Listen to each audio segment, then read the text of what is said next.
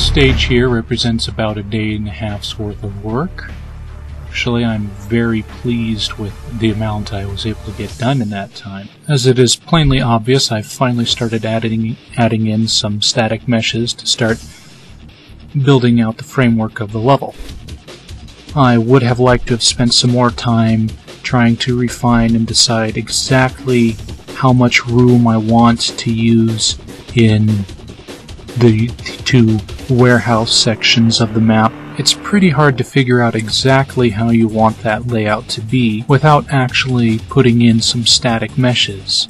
This section here is going to be built out of static meshes. It's going to be a largely open warehouse section, and it's going to be filled with various containers and blocks and such that will be used for obstruction and obstacles. And I'm not going to build that out of BSP, so I can't really lay in a bunch of BSP to figure out exactly how I want that spacing.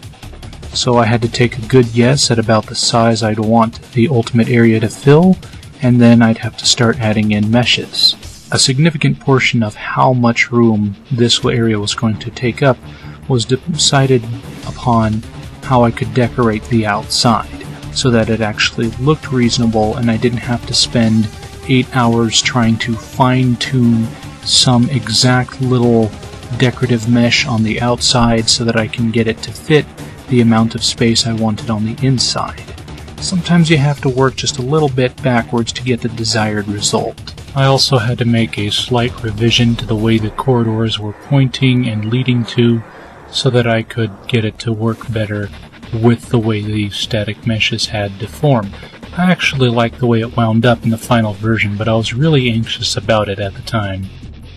One thing you will not see in this version, but I did have for a long while I was building it, was a slanted skylight on the that would join the two roofs between the warehouse and office section. If I could really have my way, I would still have a slanted skylight in that section, although not as sharp of an angle as the original version, but still something that doesn't look like just some 90-degree angle wall.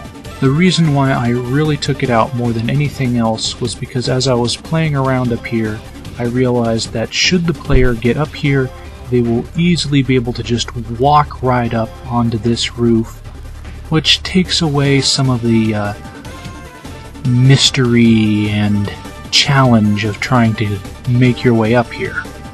I never wanted the roofs to be a strong point of the level where you're going to spend a lot of your time, but I still nonetheless wanted it to be possible to get up there should you decide to spend the effort to do so, which would largely be unproductive as you're probably going to not be able to score as many kills from up there, but it's one of those things that makes the map fun because you can do it. Whether you actually choose to or not, whether it makes it actually efficient or not, you still gotta love the ability to dink around. And being able to just walk up some simple slope to get up to the highest portion of the roof, which is also the most undecorated portion of the roof, really was kind of a letdown. I want to make you work for your meal. Another thing that I was rather sad to see go when I removed that slant was how you could actually walk behind that slant, and you could have a little ledge over there where you could shoot into the warehouse beneath. I guess it was probably better that I didn't keep that, though. The upper portion of the warehouse wound up not being as open as I had thought it would be at that time. So it wouldn't have really given you any reward to be at this higher ledge because there'd be nothing for you to shoot from there. You can also see in here I've laid the tracks for the rail. One of the few times that I actually bothered to use groups in building my level.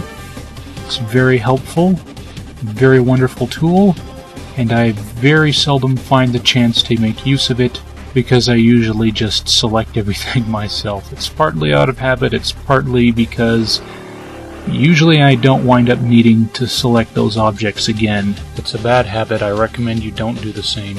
Another habit of mine, although not necessarily a bad one, is to often bring in the portions and static meshes I need and basically leave them around loosely in the level where I can grab them and move them and copy them to be wherever I need them to be. So you'll see in these early versions I have a lot of floating meshes sitting around. Another thing you might notice about them is they seem curiously similar to the exact size, shape, and placement to the exact same combination of static meshes in some other certain levels from the game. I'll admit, to get that roof curved exactly right with those I-beams, I was not going to sit around forever messing to get some exact number. I just copied out exactly what they had in downtown and then just made it about 50% smaller. Boom, it's done. It's easy. Let's move on to the next subject. Of course, one thing I found that did wind up biting me in the butt is that since I brought in a lot of these meshes directly from these other levels, one thing I kept doing was instead of syncing the generic browser with that mesh and then placing that mesh in new, I'd copy over that exact mesh as it already was, which wound up copying over some characteristics I did not want to keep, and I later had found that there were several walls that I had put in that had no collision to them, which I'm glad I caught before I finished the level.